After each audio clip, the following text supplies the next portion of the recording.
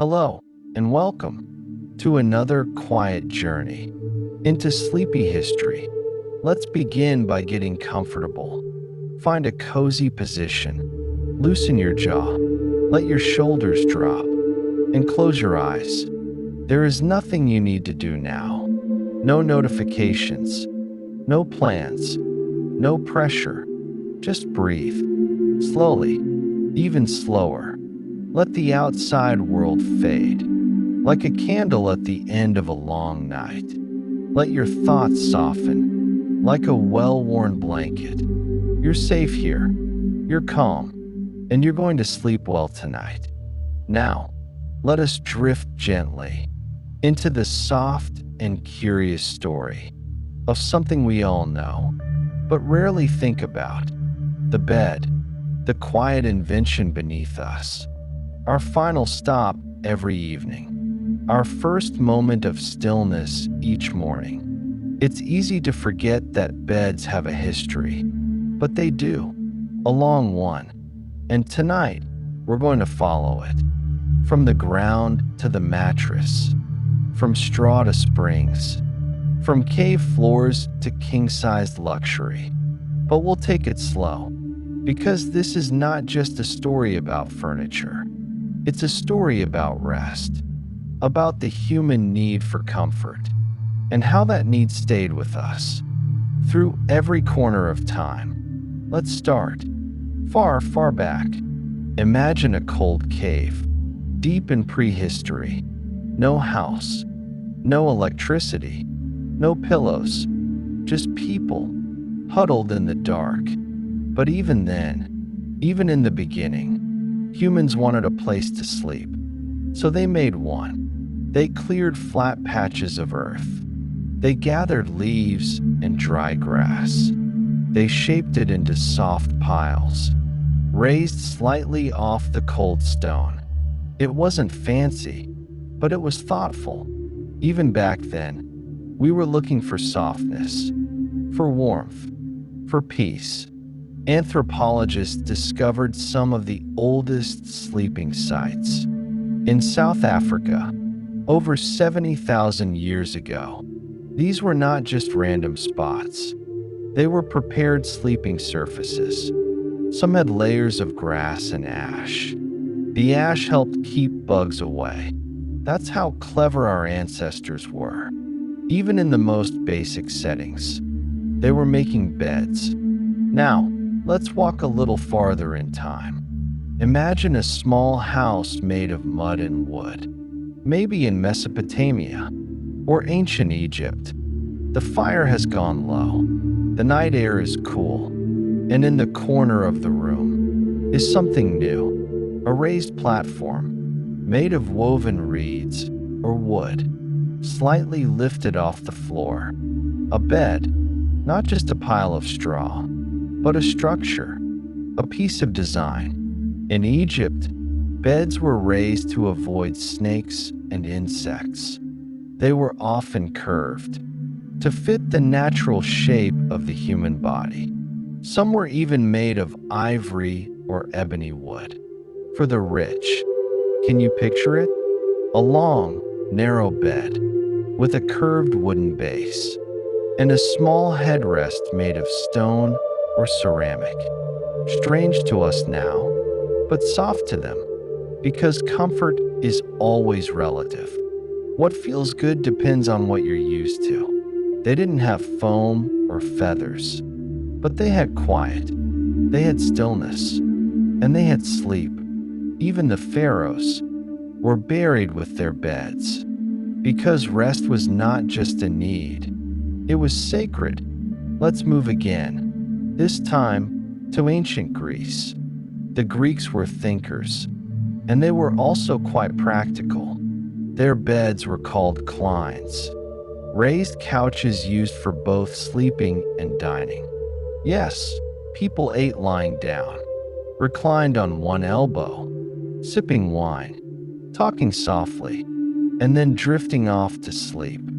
On the same furniture, these beds had cushions, layered textiles, wool and linen. Still no springs, still no foam, but more softness, more care. They made sleep a little more beautiful. And when the Romans came, they added luxury. Roman beds often had metal frames. They had feather mattresses for the wealthy, curtains for privacy, sometimes even servants to tuck them in. But still, most people slept simply, on wooden beds, with straw-stuffed bags, and soft woven sheets. Because at the end of the day, the goal was always the same: a place to lie down, to exhale, to rest. And that is where we pause tonight. You've made it through the earliest beds in history, from caves to kingdoms, from piles of leaves to linen-covered frames. But the story is far from over. There are still 4 parts ahead, and plenty of soft details to help you sleep. So close your eyes a little more, breathe a little slower, and drift with the story. The world has changed. Empires have come and gone. Languages have shifted. But one thing remains: the need for sleep and the quiet quest to make it more comfortable. Now, we step softly into the Middle Ages, a time of castles and candles, of cold stone floors and heavy blankets, a time when sleep was different than it is today. In the early medieval period, beds were often simple wooden frames.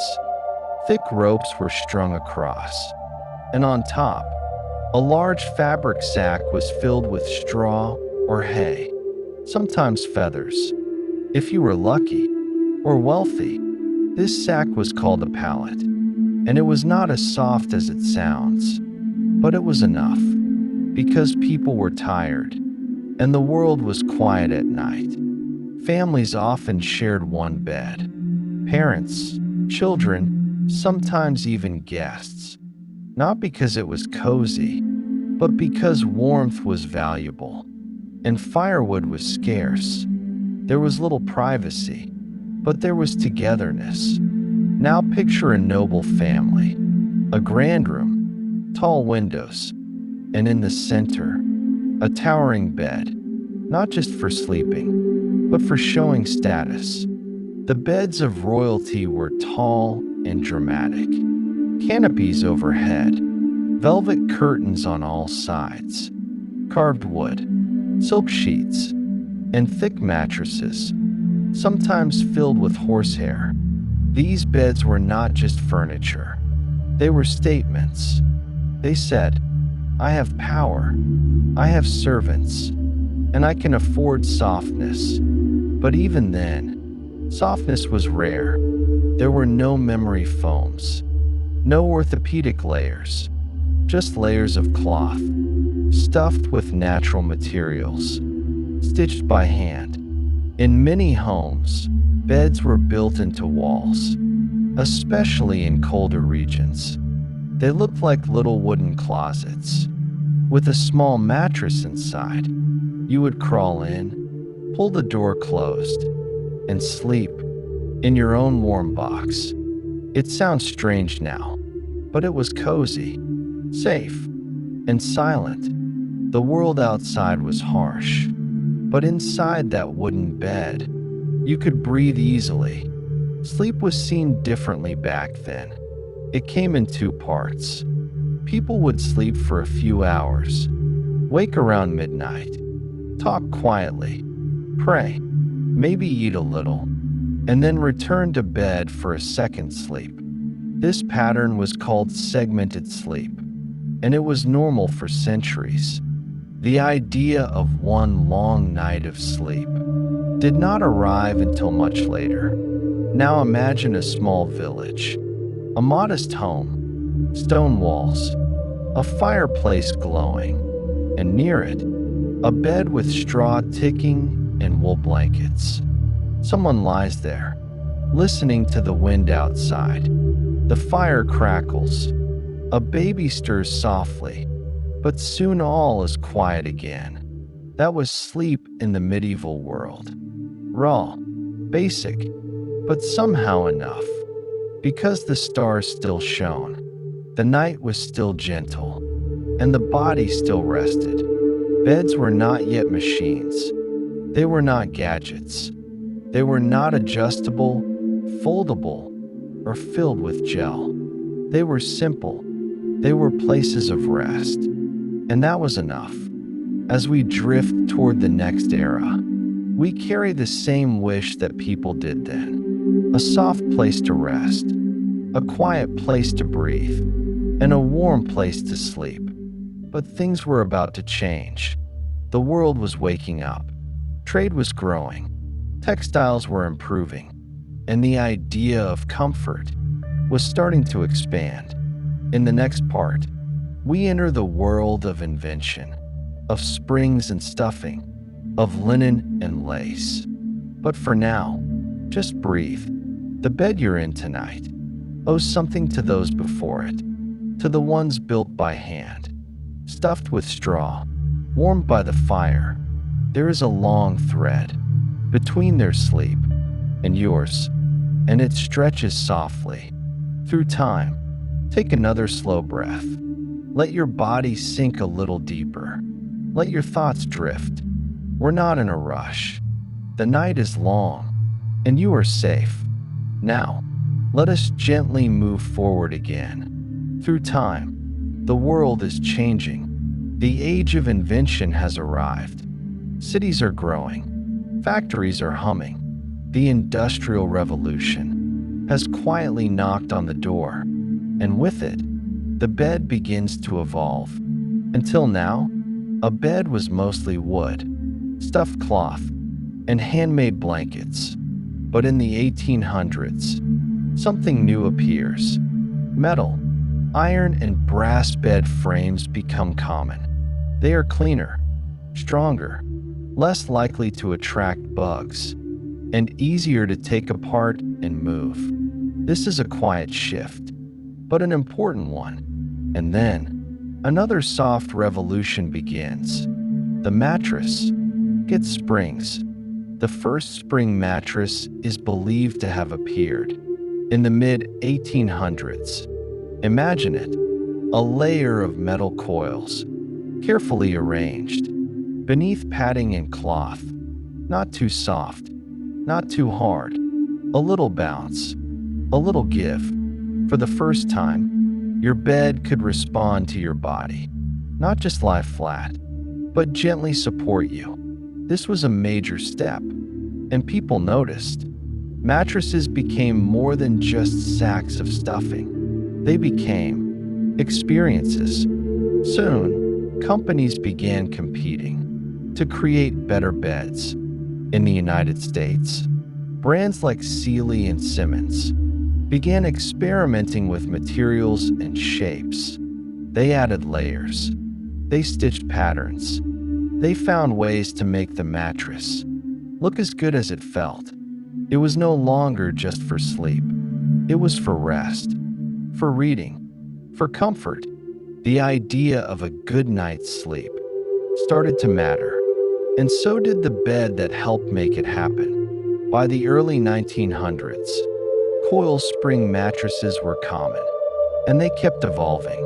In Europe, companies began designing specialty mattresses for hotels, trains, and even ships. Wherever people traveled, they wanted a familiar kind of rest. Even on the Titanic, first-class passengers slept on custom beds with full linen service. Sleep was becoming something to expect, something to design for. And the materials changed too. Horsehair stuffing gave way to cotton, cotton to wool, wool to foam. Mattress toppers appeared, quilted covers, zippered edges, all meant to add softness, or cleanliness, or simply style.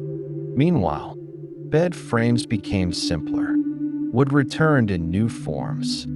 Platform beds, box springs, foldable frames.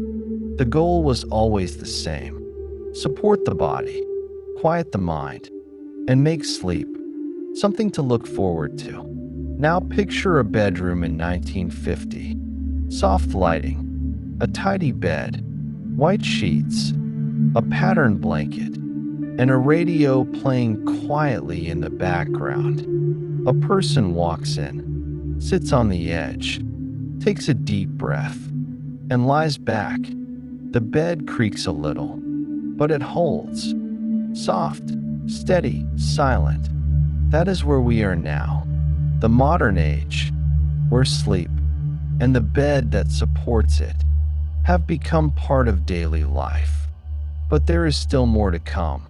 In the next part, we explore memory foam, adjustable bases, smart beds, and how technology quietly entered even the softest corners of rest.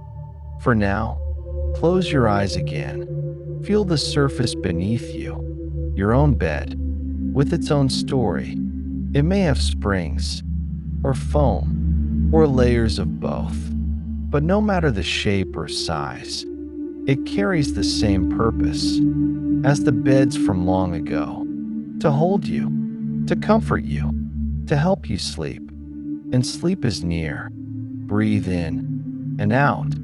You've come so far, from caves and straw to brass frames and spring coils. And now, the story continues into the world. You know, today, a world of choices, of brands and beds in a box, of promises that you'll sleep better if your bed is smarter, softer, or more expensive. Let's take our time here, because even in the age of technology, sleep remains quiet, and beds still matter. The next big change in sleep came not from metal or wood, but from space. In the 1960s, NASA engineers were working on materials to help astronauts feel less pressure during launch. The result? Memory foam. It was soft. It conformed to your body. And when you got up, it returned to its shape. Slowly. At first, it wasn't used in homes. It was expensive. But over time, it found its way into hospital beds, wheelchair cushions, and finally, mattresses. By the 1990s and 2000s, memory foam beds were everywhere. They didn't bounce. They didn't squeak. They absorbed your shape and held you like a cloud. Many people loved them. Some didn't. But the idea stuck. Beds didn't have to be filled with springs anymore. They could be made of foam, layers and layers, each with a purpose. Some were firm, some soft, some cool to the touch, some infused with gel, some promised to reduce motion, so you wouldn't feel your partner turn at night. Sleep became science. Then came the bed in a box. Instead of going to a showroom, you could order a mattress online, and it would arrive at your door, compressed, rolled, and ready to expand. You opened the box, cut the plastic, and watched it rise like bread dough. It felt like magic, but it was just air and foam and design. Some brands gave you 100 nights to try it. If you didn't like it, they'd take it back. No questions asked. Competition grew, each brand offering something new. More comfort, more layers, more dreams. Beds became less like furniture and more like tech. And tech joined in. Smart beds were invented. Beds that adjusted to your sleep position. Beds that tracked your heart rate. Beds that warmed your feet. Even beds that tilted up if you snored. All designed to give you better rest. But with all this change, something stayed the same. The moment of lying down, the softness, the stillness, the way your body relaxes, and your thoughts begin to slow. No matter how advanced a bed becomes, it still has one job: to hold you, quietly, gently, night after night. So whether your bed has coils or foam, buttons or Bluetooth, silk sheets or simple cotton, it is still a bed, and it still connects you to the long, quiet story of sleep. A story that began with leaves on the ground and continues now with memory foam and motion sensors. What a journey it has been. And still, we are not done. In the final part, we will look at the strange, surprising, and sometimes silly directions beds have taken in recent years. But for now, just rest. You don't need a smart mattress to know that sleep is coming. All you need is a calm mind and a soft place to rest your head. Take one last deep breath. Let your shoulders drop. Let your face soften. And let your eyes stay closed. This is the final part of our journey, and it's the quietest one yet. We've walked through caves and castles. We've seen straw piles turn into spring coils. And we've watched memory foam rise from flat boxes. Now we arrive at today, and at a curious question. What is a bed now? Is it a rectangle of fabric and foam? Is it a machine that learns your sleep habits? Is it a luxury item with silk sheets and curated pillows? Maybe, but it's also something much simpler, something human, something ancient. A bed is a pause, a place between days, between thoughts, between effort and ease. It is where we go, not just to sleep, but to slow down, to return to stillness. That's why even now, people keep making their beds, fluffing the pillows, straightening the sheets, even if no one else will see it. It's a ritual, a moment of order, a small act that says, this space is mine. This space is for peace. In Japan, beds are often simple floor mats. In Scandinavia, two people may sleep on the same bed, but under two separate duvets. In some cultures, hammocks are the norm. In others, people nap on low wooden platforms.